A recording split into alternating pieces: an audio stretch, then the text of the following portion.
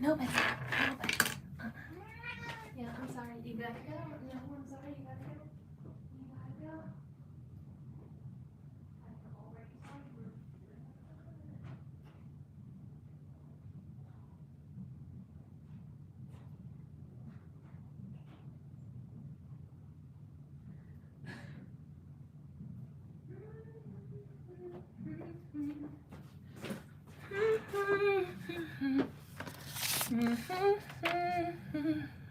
Hi.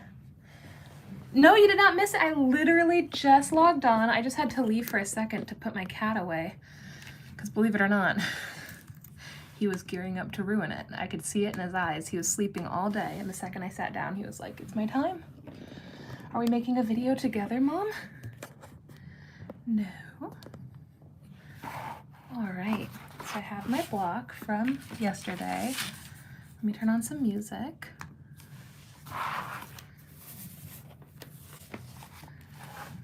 Yesterday it was the Aries and Aphrodite playlist, and honestly, that felt good. So I'm gonna go ahead and...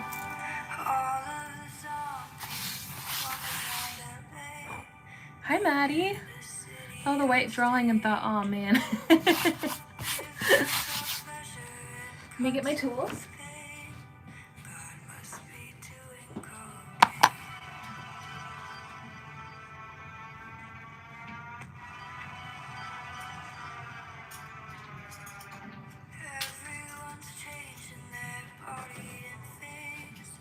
A couple of them need to be honed. I don't know how YouTube is going to do. I'm excited to see what it's like. Right now, I don't have enough subscribers to have an open live, so basically, they pretty much said this is going to be small, and that's totally fine.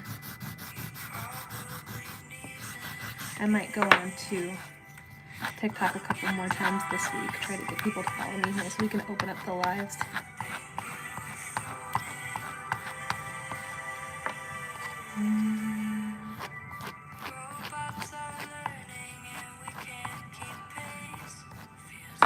Let me change my charger real quick. It's gonna jostle. There we go.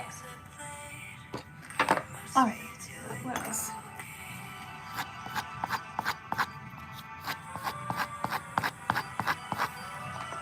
What I'm doing, if you've never seen me do this before, is I'm honing my tools. Basically means I'm polishing. And that's going to make for a much more precise carve. I'm gonna make sure my tools are sharp.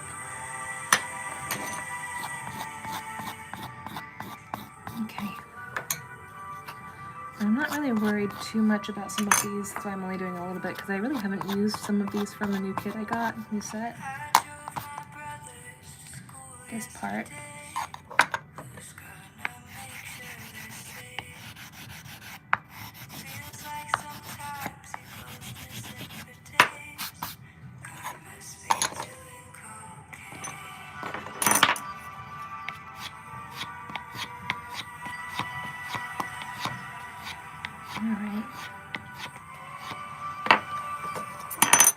This little file tool has proven to be the best one I have because I got little 1mm V-gauges like this from FlexCut, but for whatever reason, it's just not doing the same things.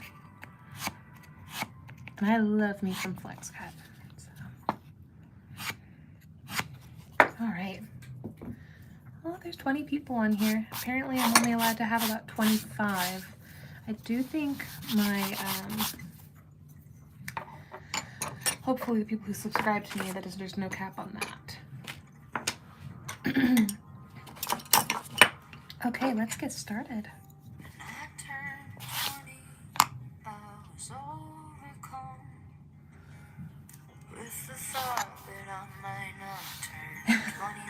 That song was called, one second, let me go back. That song was called God Must Be Doing Cocaine by Charlotte Lawrence. It's a beautiful song. It's like one long poem. It's fantastic. I'll play it again. our stage. Gives us our pleasure and cuts it with pain. God must be doing cocaine.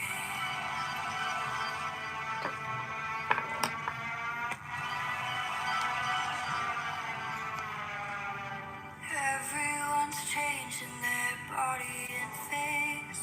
Don't like the way we were made.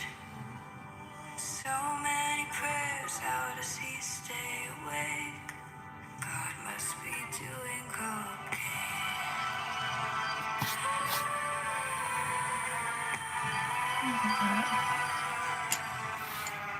Can anyone really blame him?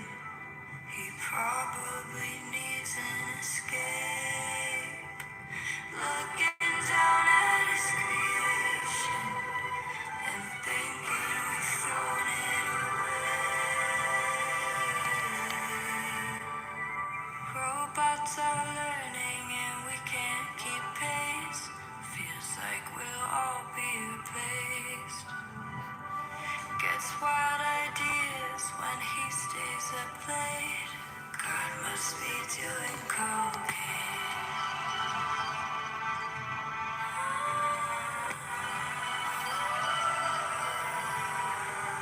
Can anyone really blame him?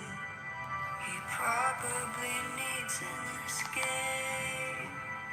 Looking down at his creation and thinking we've thrown it away. Very different sizes of curls from that. Look at that.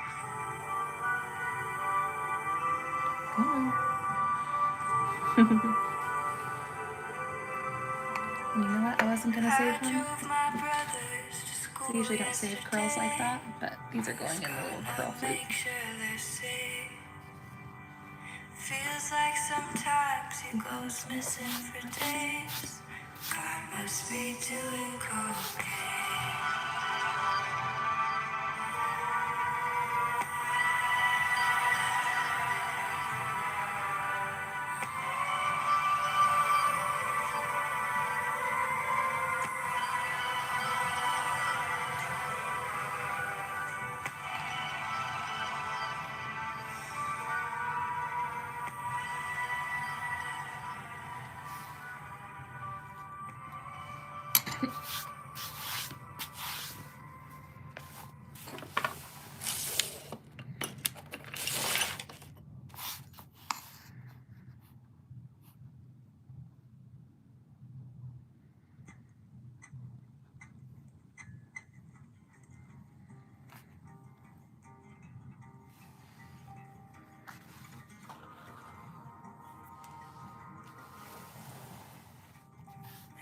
Turned 20, I was overcome with the thought that I might not turn 21. Death upon my doorstep, if I took just one more step, there'd be nothing left of me except these songs. And my father told me no. So this is my Aries and Aphrodite playlist. If you've ever been on my TikTok lives, you know I'm obsessed with Aries and Aphrodite. And I don't know why that song was on there. I think it's just in general because of the complicated relationship between Zeus and Ares in the mythology. I'm telling you, Greek mythology is so weirdly, I was gonna say relevant, but I just mean like modern in the relationships. Hi, Hannah. Oh, hey. Life's not over, but I'm feeling twice the pain. I'm not better. It's so fun to see you guys on a different platform. It keeps coming, so I keep counting the days. My first YouTube live I've ever joined. This is my first YouTube live as well. I don't know how they're pushed, because on TikTok you can just randomly stumble on them, you know? Like they show them on the FYP. I don't know how it works in YouTube. That's the only thing that I'm like nervous about switching over for. I mean, obviously, I'm not going to be leaving YouTube.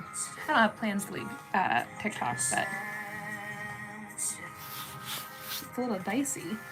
And I just, I'm a little nervous because the lives on TikTok are so fun and so well done.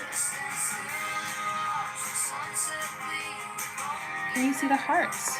No. Are you guys doing hearts? You'll be notified to swipe for the next stream. Oh, cool. Alright. I love this shape around the hair. I don't know why I'm really loving these lines right now.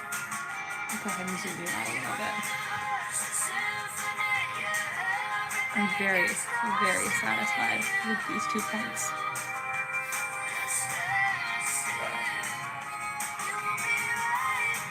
Max is not here this weekend, so I'm a little bit on my own.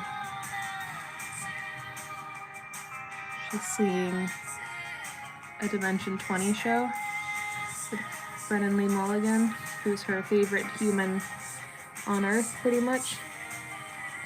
I mean, besides me. But I miss her.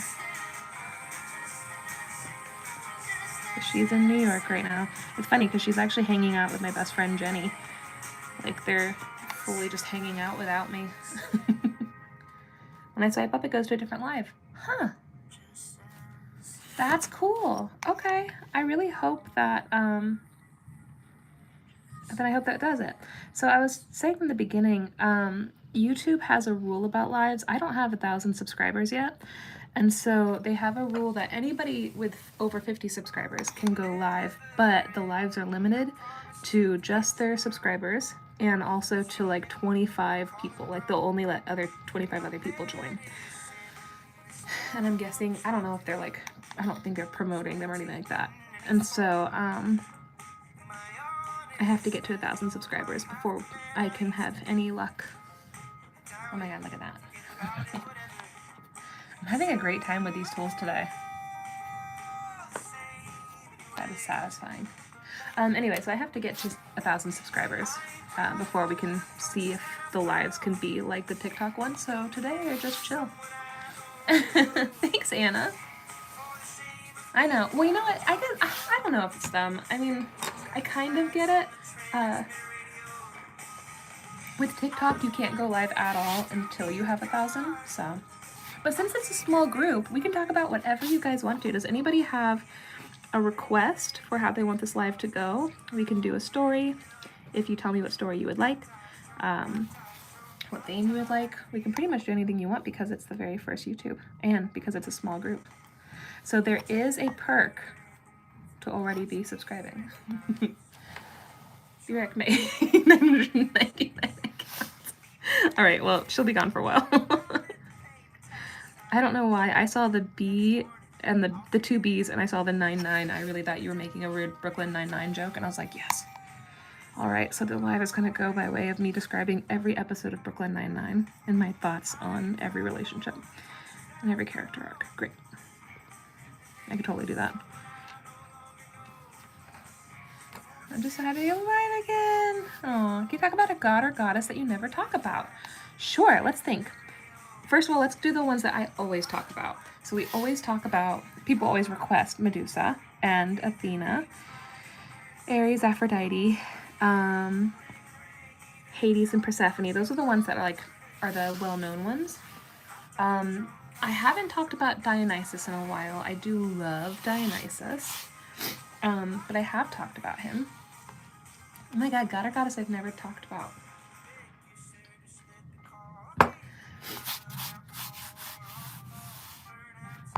Trying to think if I have any stories about her, but I rarely talk about Hera and my thoughts on Hera.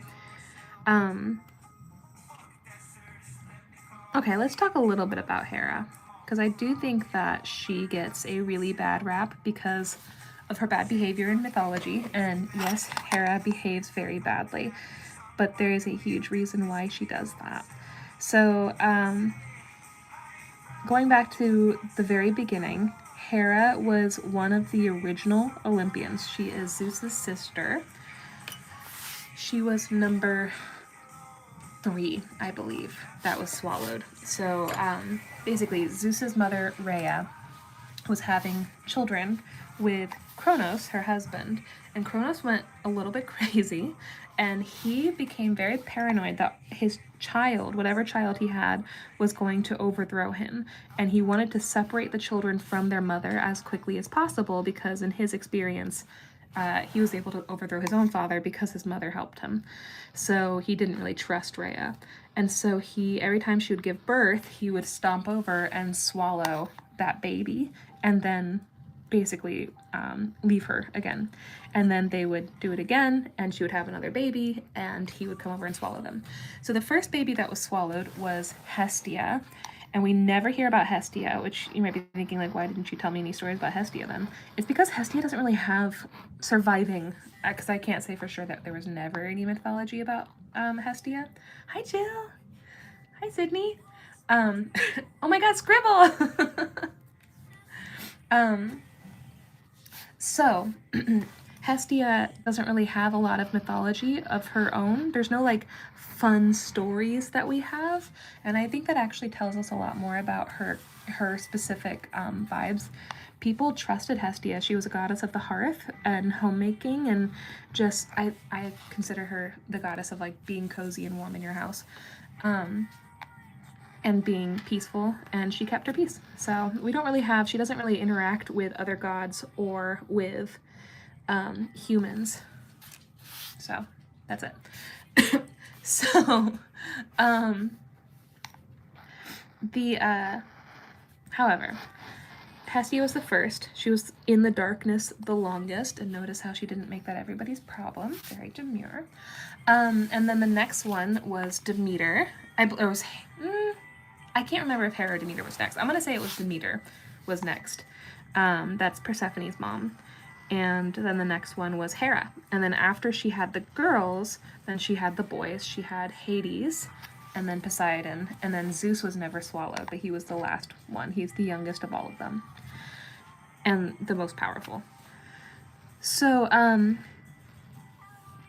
anyway, so Hera was swallowed, and she was in there for quite a bit of time before she was rescued by Zeus.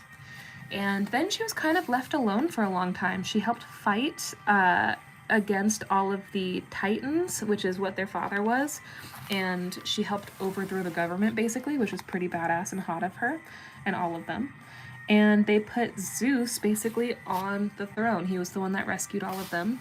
And he was kind of like the fated king after that. And then they all went about fulfilling their godly duties. Hades became ruler of the underworld, Poseidon became ruler of the seas, and Zeus became ruler of Olympus, as well as all of the other gods. Notice the girls didn't get kingdoms. That's good old-fashioned sexism and gender roles. Anyway, so Zeus married somebody different. He married Metis, and Metis was a goddess of memory. She was also a wisdom goddess, but he became pretty paranoid that he got like a prophecy that his child was going to overthrow him. His son with Metis would overthrow him. So when she was pregnant, he swallowed her and prevented that from happening. But the child that was born was not the child that she was pregnant with, it turns out, was not the one that was going to overthrow him. It was, that was going to be a son. She was actually pregnant first with a girl, and that was Athena. So Athena was born out of Zeus's forehead, and she was a wisdom goddess and caused all sorts of trouble of her own. After that marriage didn't work out because he killed her, Zeus then went and had a couple more marriages. He had several. I'm not going to remember all of them. But one of them was Demeter, his second eldest sister. He went and found her, and he attacked her in the form of a bull, I want to say, or a horse, one of those things, and attacked her pretty violently. That resulted in the birth of Persephone, and also resulted in Demeter withdrawing from Olympus altogether. That's the reason why Persephone was raised on Earth. It's because Demeter, who's a goddess of the harvest, was like, absolutely not. I don't want to be around any of these people. I don't trust any of my brothers, which is fair. And she intentionally raised her children, or her one child, far away from Zeus. Persephone had no contact with her father. Again, this all feels very modern, but this is part of the mythology. However, of course, we know that Zeus, being the man and the father, still owned everything and had dominion over Demeter and Persephone, which is how he was able to justify allowing Hades to kidnap Persephone and marry her against Demeter's express wishes and greatest fears. It is a SOTS Discord reunion. You guys are so cute. By the way, at least 5 people here are not my oh, that took it down. Look, they immediately left. They're like, absolutely not. If you're not part of my Discord, please join it. Oh, I don't think I have my link set up. Or at least just go listen to my podcast. It's called Sort of the Story. It's fun. It's different vibes than this. Okay, so I'm talking about Hera though. But the reason why I need to start with everyone else is to kind of see Hera's mindset of how she got married, because I think that it informs a lot about her character. So, and her choices later. So, he has now a history of killing one of his wives, of assaulting his sister, of selling off children. I mean, he's really racking up a lot of terrible things, right? And he has a couple more relationships. Every single sexual relationship he's ever has results in a child. That's because he's the king of the gods. And it's considered like fated that you are meant to have his child if he is, you know, into you. The only exception is Ganymede, who's a little boy. Anyway, and that's a dark ass story. So when he's looking for another wife, his 7th wife, I believe, Zeus starts sniffing around Hera, who's his second eldest sister. Hera is young and innocent and very, very sweet. Her one character trait before she has any interactions with Zeus at all is that she loves animals, and she's extremely kind to animals, and she tends to rescue injured things. And so Zeus starts telling her, hey, I want to marry you. And she straight up denies him. She says, I'm not interested in that. Thanks, but no thanks. And I believe he asks her a couple times. I'm not sure how many, but she rejects him every time. She has no interest. Now, again, she is sisters with Demeter. She knows what Zeus does. And so she obviously wants no part in it.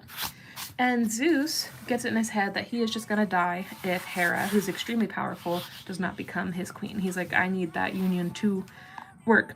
And so he comes up with a plan. He decides he's going to trick her. And what he does is he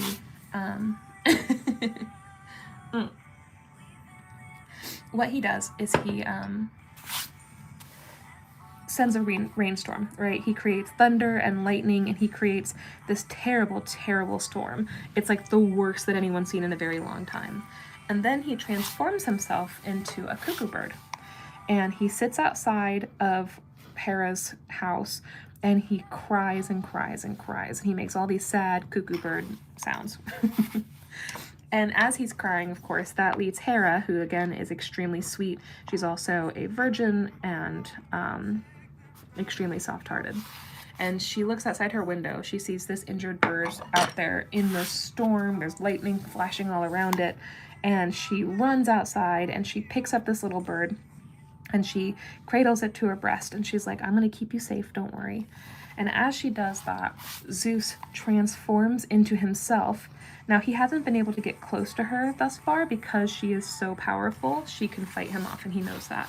So by basically getting in her personal space without her having her guard up, he is able to then attack her the same way he did Demeter. And also with the same methods, because remember, Demeter was attacked by an animal as well. And so he attacks her, and that shames her, basically. Like, that sort of like claiming is very ancient Greek ancient Greek power structures. This basically forces her to marry him. She has no other choice because he has ruined her. And she is his final wife. Now, I think it's after this, and I could be wrong, but I do believe it's after this, that Hera becomes the goddess of marriage, which is like a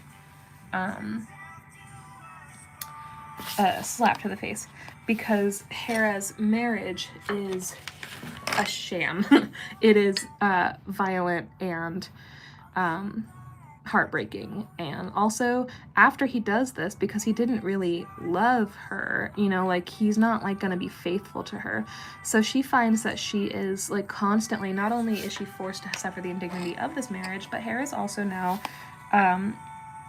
being made fun of constantly because her husband is constantly running around on her and having these babies with all of these other women, gods and mortals alike, and she's like, excuse me. And not to mention the idea of like, Hera's children are royalty, but there's all these other children out there that are kind of like hurting, like threatening their space in Olympus and their space in the royal lines. All of these like politics are also coming into play, and she's like, Zeus, you have to stop having babies because you are making our own babies' lives pretty difficult. And he just won't at all. By the way, their children, they have Hebe, who is a little sweet virginal water bearer. She is a goddess she's a messenger goddess. She delivers water from the Lethe to the gods and also helps feed them the ambrosia and the nectar of the gods. Anyway, so that's one of their daughters. Very sweet. They also are the parents to Ares, the god of war. That's their child. And Hephaestus, even though there's different mythologies around Hephaestus, and I'll get into my favorite mythology around Hephaestus, where he's not actually Zeus's son. So now she's in this marriage and she can't figure out, she has no, even though she is she is a queen, she is his sister, meaning they came from the exact same places. They are as powerful as each other. Zeus is not more powerful than Hera. Zeus just happens to societally have more power than she does, but when it comes to actual like god powers, oh, my laundry's done. When it comes to actual god powers, Hera is as strong as Zeus, and she's one of the strongest of the siblings. And so this presents an interesting dynamic between the two of them. So Hera starts to kind of think about ways that she can get out of this marriage and also ways that she can punish her husband. She's like, first of all, I don't want to be married to him anymore, which who could blame her? Second of all, she wants to, what's it called? She doesn't want to be married to him anymore. She also doesn't think that he's fit to rule. And she goes around to all of the gods and she tells them, like, she asks them the question. She's like, honestly, do you think Zeus is an effective ruler for Olympus? And it's kind of overwhelmingly like, no, he's not. And she's like, yeah, I don't think so either. And all of them are like, but what are our other options? And she's like, well, one option is me, his wife, who literally shares the exact same blood as him and is as powerful as he is. I could rule. I'm already queen. And that makes sense to a lot of gods. And so she gets a lot of gods, including Apollo, who is his son, which is wild because Hera has... the mythologies get all crazy mixed up at this point. If you read some of them, she has absolutely tortured Apollo and Artemis and their mother. But I guess in this one, Apollo's like, I hate Zeus more than I hate what you did to my family. So I guess I'm on board. Anyway, that's an interesting thing for me. But she convinces some gods to rise up and try to overthrow Zeus. And they almost succeed, but Zeus ends up at the last minute kind of like taking his power back and defeating them. And they are all punished. Apollo is punished. He has to become a slave for a certain amount of time. I think he actually kind of enjoys it. It's not like a burden for him. He's like a slave to some humans for a while, and he's like, this is fine, actually. It's like a vacation. Anyway, so he punishes all of them, but of course the one that gets the most punished is Hera, his wife, the one who actually tried to overthrow him. She's the one that started this rebellion. So what he does is he takes her down to the underworld and he chains her up upside down over not the Lethe, one of the rivers, maybe Tartarus, I'm not sure, I can't remember exactly which river he chains her up over, but he chains her up over this like river of horrors. He basically shows her the horrors of hell. And then after he does this and he tortures her for a while, he forces her to drink the water, which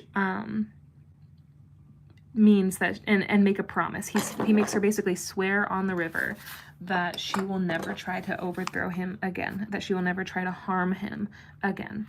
And she is forced to drink that under torture and duress. And that is binding. That is a magical promise that she could never ever break, that she can never try to overthrow him again.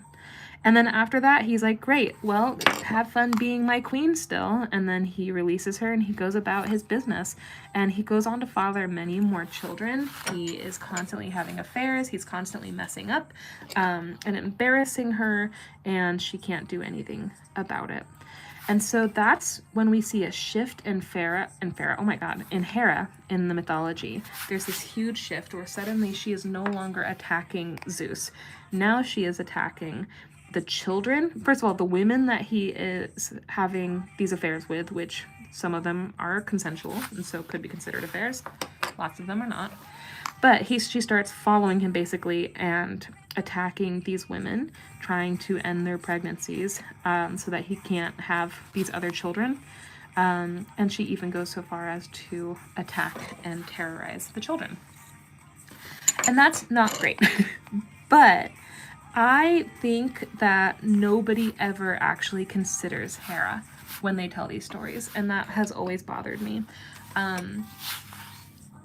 Hera is the villain in so many, because especially in like stories of Heracles, where and she's wicked. She is absolutely vindictive. And also Dionysus, and also all of these like hero stories, they're all running from Hera. All of these innocent children who are like, why did I make you so mad? And it turns out it's because your dad is Zeus and you should have never been born, in my opinion. That's from Hera. But I do think that it gives us a much more nuanced view to look at a woman, a goddess, who was sweet and kind and innocent and then was essentially destroyed by her husband. And that also goes into the thing that I'm always talking about, which is that in ancient Greece, women didn't have any rights.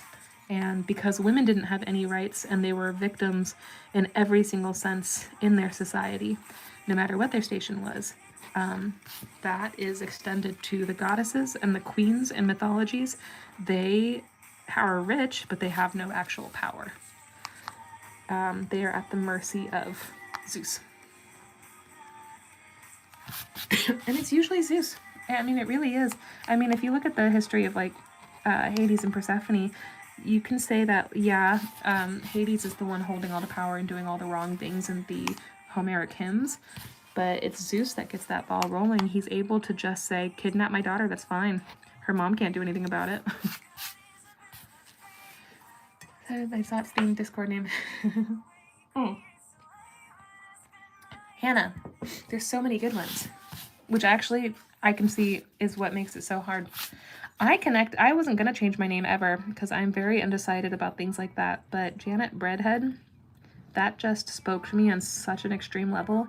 Part of me just is Janet Breadhead. I need to go get my laundry. It's going to keep buzzing. That's Hera. That's a character a person I don't talk about a whole lot. She also has a bunch of other myths. She has a bunch of positive myths. It's not all just vindictive wife, bitch Hera. You know, it's a lot of, oh, I love this song. It's also a lot of her helping people get married.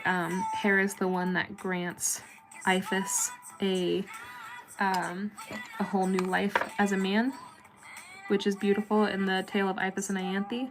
Hera's like, you are a man, and let me go ahead and help you with that before you get married so that you can live a beautiful life with your beautiful wife.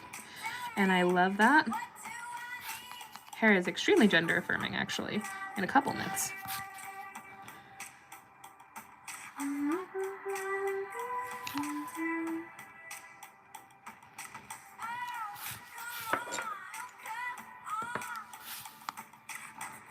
I think in that myth, I'm getting that a little bit mixed up. It's Isis, the goddess. No, Io. Oh, it's Hera. Anyway, blood room. Oh yeah, it's got to be something medical. I guess it can't be Dr. Boobs. That's sad.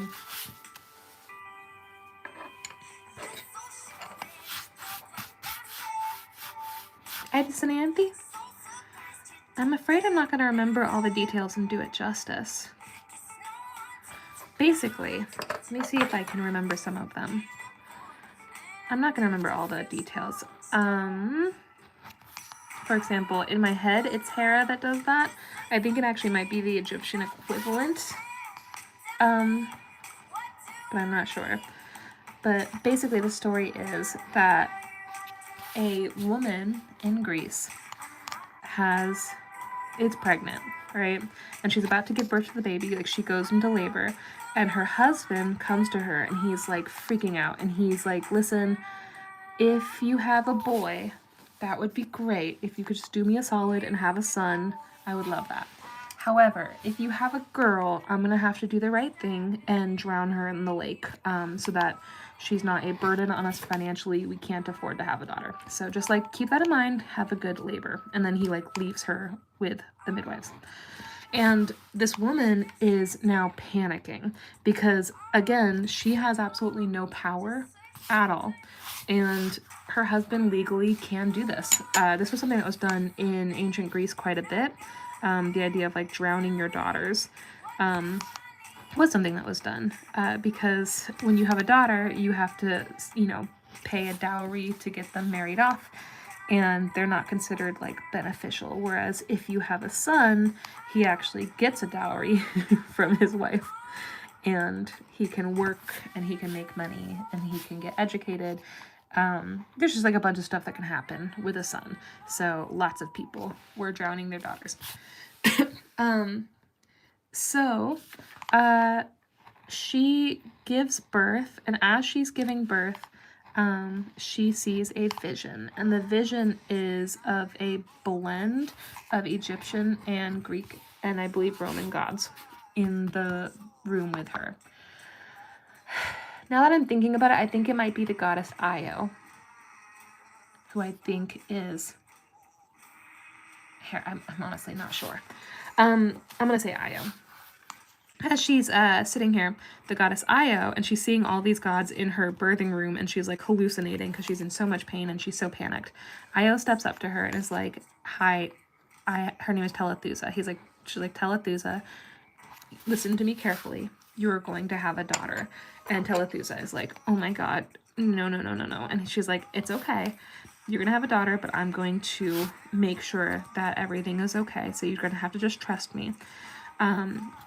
Basically, she says, when you have your daughter, don't tell your husband that it was a son, and then pretend that it's a son.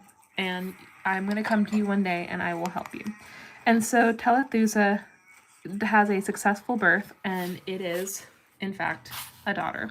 And she's devastated, but she takes the goddess's advice, and she tells her husband, like, listen, you have a son. And her husband is like crying with joy. He's like, thank God, I really didn't want a daughter. And he names the son Iphis. And Iphis is a family name, but a fun little note. This is an Ovid story.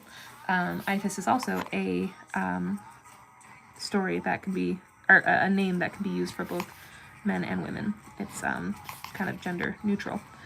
And so he's like, this is Iphis, my son. And everybody's kind of celebrating. And so now Telethusa just goes about and raises Iphis as a boy. She's the only one that ever changes any diapers. Nobody else, no, because of sexism, nobody else ever notices. And when he starts to get older, she'll tell Iphis constantly, like, listen, you can never bathe with other boys. You can never pee in front of other children. Like, you have to be really careful and hide your genitalia from people and just, you know, don't tell anybody about it. It's like our secret. And that's how Iphis is raised. And Iphis feels like a boy. Iphis is being raised as a boy, yes, but also he's a boy. He is extremely like masculine and comfortable in his masculinity. And eventually he goes to school, and in his classes there is a little girl. I don't know about the politics of schools, but I do know that, like, these were, I don't know, of the same class of people.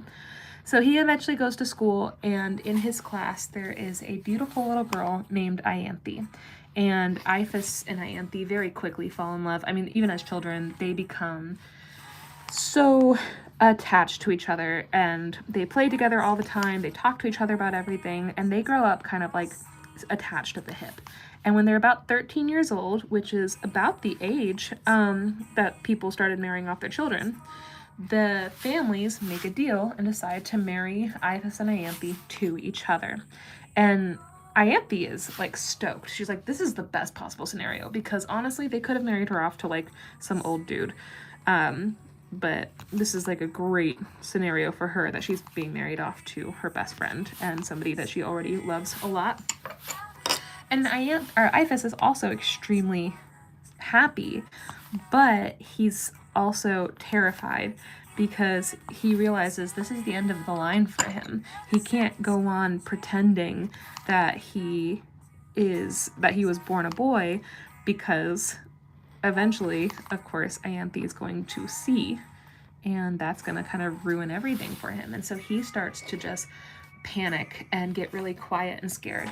And also, his mother is panicking, and she starts to pray every single day. She has an altar set up in her house to Io, and she is just praying every day. Like, oh my God, you said you would help us. The time is coming. You have to help us. Like, this is all getting too scary. And she doesn't hear back from the goddess at all. They get no signs, and the day of the wedding comes, and she's like, well, let's keep praying. And they dress Iphis up in his, wedding clothes, and he starts walking down the aisle like he's walking down the gallows, or to the gallows, right? He is just heart pounding, realizing that, like, this actually might be the end for him. They'll probably kill him if they figure out the secret and this kind of deception. And as he's walking, they start to realize that Io is working her magic on him as he walks down the aisle. His steps are becoming a little bit longer. He's getting a little bit taller. His chest is getting a little bit flatter but broader. His shoulders are kind of starting to widen out. And as he steps up to the altar, he has been completely transformed into a biological man.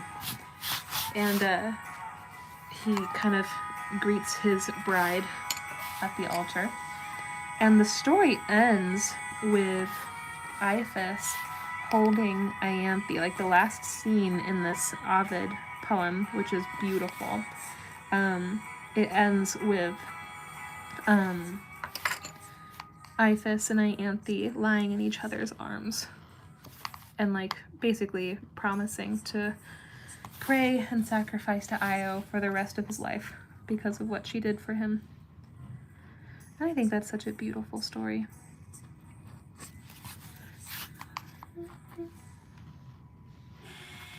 Oh my God, I gotta go get my I gotta go get my laundry.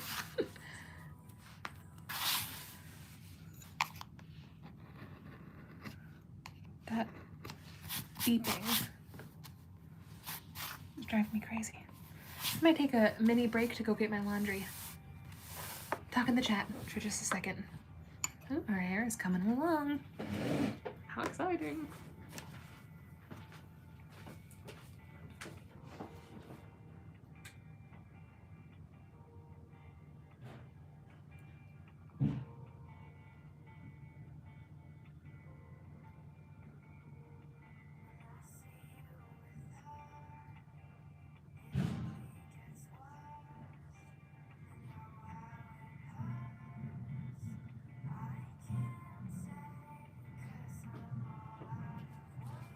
All right. Sorry about that. Did he ever tell Ianthe? It never says. It's a pretty short poem in Ovid's Metamorphosis. I'm gonna guess no. Oh. But who knows? She might have been cool with it.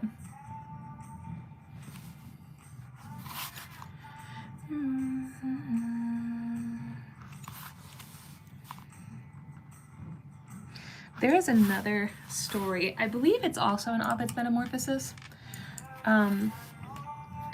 Or it's in a random Homeric hymn. But there's another story of Zeus and Hera having an argument with each other. I'm not going to get any of the names correct in this, except for like Zeus and Hera, the obvious ones. So just keep it in mind, I haven't read it in years. But Zeus and Hera are having an argument about who likes sexy times more. Is it men or is it women? And Zeus actually argues, he's like, actually, I think the ones with the bigger drive is women. That's just been my experience. And Hera's like, no woman likes that. And Zeus is like, that just can't be true. And she's like, no, it's awful and nobody likes that. And it's not good ever. It's disappointing always. And Zeus is like, this is feeling pretty pointed actually. And she's like, it's only men. The only ones who like it are men. And Zeus is like, absolutely not. I just feel like maybe your experiences, which again, it feels personal, are unique. And she's like, no, not at all. And so they actually decide to settle this argument by taking a very eager and excitable man, I'm trying to figure out a way to say this in a not gross way, and they transform him for like 24 hours into a woman without telling him. He's just one day minding his own business, being a little horny, and then all of a sudden he's just a lady, and he's like, what the heck is happening? And then he spends like 24 hours as a woman, and then they turn him back and they both like bombard him. They're like, so? And he's like, whoa, so what? And they're like, so how was it? And then he's like, was that you guys? Wow, I feel like maybe you warned somebody before you do that. And they're like, answer the question, was it better as a woman or is it better as a man? And he is pretty much like, oh, women have it way better. Like, it's not even a question. That's just like a weird myth. It's like considered another trans myth, but really it's just like a transformation myth, which also, that is definitely an Ovid's Metamorphosis, now that I'm saying that out loud. Because the whole point of that is it's a collection of myths by Ovid about magical transformations.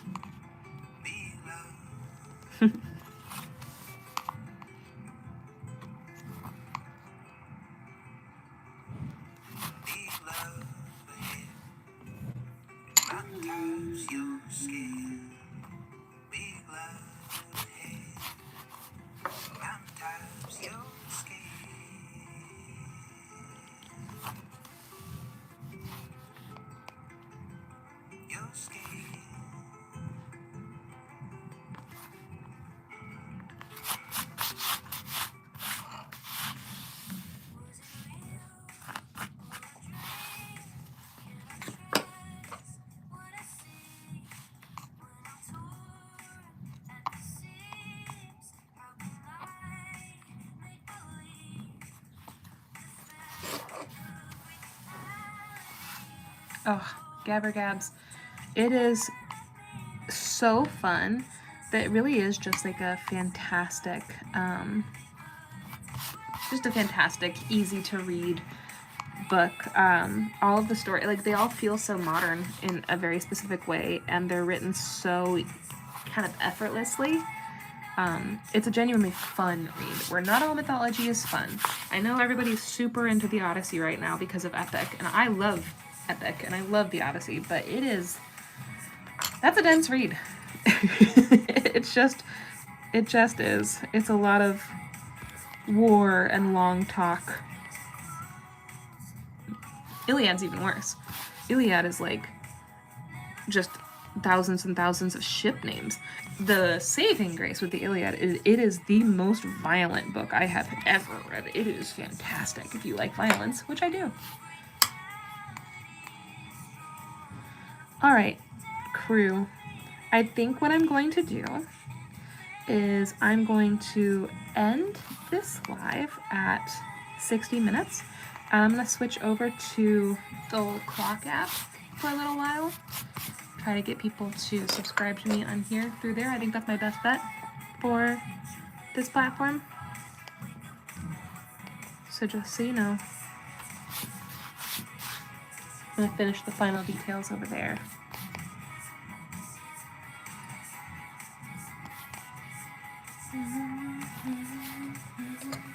Mention the paper I wrote comparing Jessica Jones to Apollo and Daphne. Cool! I had never seen Jessica Jones. I have a student named Jessica Jones, though. I think that's fun. I don't think the parents did that on purpose. Or maybe they did. I don't know. Who am I to say? I do love Don't Trust the Bee in Apartment 23. I just got the Emily Wilson translation for the Odyssey. I got it from Thrift Books. Ooh. I genuinely cannot wait to read it. But again, it's not like a... Hold on. Sorry, I had to sneeze. It's not like a super easy, like, finish it quickly sort of read. At least not in my experience.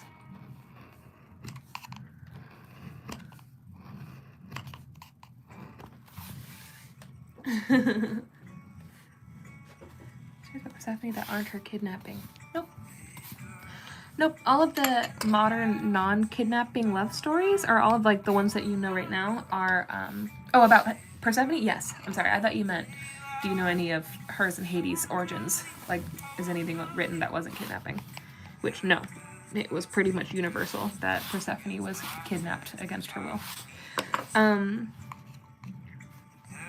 But yes, there's lots of Persephone myths. In fact, let's switch over to the other app, the clock app, you know, the other one, and continue the discussion over there. Yeah. Ooh, that's cool. Like I said, I'm not a huge fan of the Iliad. Not that they're not amazing stories. It's just a dense read, and it's a lot of ships. But I do have it on my shelf. A lot of my Greek lover stories come from the Iliad, especially the Ares and Aphrodite bits are, like the Trojan War, all that stuff is the Iliad, which is fantastic. I would be really interested to read Emily Wilson's translations for the Ares and Aphrodite myths. And also, just in general. Interesting. I might have to get it. As I was saying it. Okay. Hi, Molly-Ann. Molly-Ann, you got here just in time. We're switching over to the clock app. I will see you over there. Yeah, I'm going to see you guys over there in just a second. I'm also going to go do some more of my laundry. So it's 7:55, let's say around 8 o'clock, between 8 o'clock and 8:05 over on that app. Yes? And we will finish this print up. And maybe do a test print. Who knows? Okay, quick break, and then I'll see you over there. Bye!